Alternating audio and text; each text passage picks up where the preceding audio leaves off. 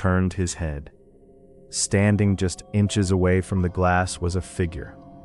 It was a woman, but her posture was unnaturally twisted.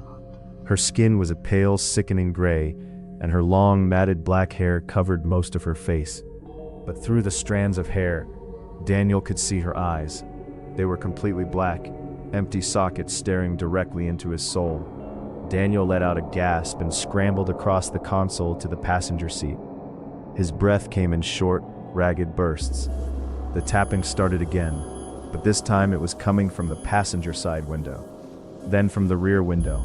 It sounded like dozens of long, sharp fingernails scratching against the glass, trying to find a way in. Daniel covered his ears and closed his eyes tightly, praying for it to end. That is when the temperature inside the car plummeted. He could see his own breath forming white clouds in the darkness. Inside the closed car, a voice echoed. It was not coming from outside anymore. It was right next to his ear. A dry, raspy, feminine voice whispered his name, Daniel. The voice was filled with a horrific, mocking malice.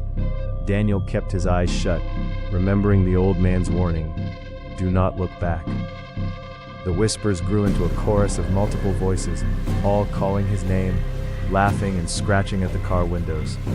The vehicle began to shake violently, as if multiple hands were trying to flip it over. Daniel felt a cold, phantom hand gently brush against the back of his neck. The terror was so intense that he felt his consciousness slipping away. He screamed at the top of his lungs and passed out. The next morning, Daniel woke up to the sound of loud knocking. He opened his eyes, blinded by the bright morning sun. The old villager was standing outside, looking through the window with deep concern. Daniel was shivering, drenched in cold sweat. He unlocked the door and stumbled out onto the warm desert sand. The old man looked at him, then looked at the car, and sighed. There were no scratches on the windows. There were no footprints in the sand. Without saying a word, the old man handed Daniel a small bottle of water. Daniel took a sip, his hands shaking uncontrollably. He looked up at the banyan tree. In the bright daylight, it looked completely ordinary, but Daniel knew the truth. He did not stay in Rajasthan for another hour.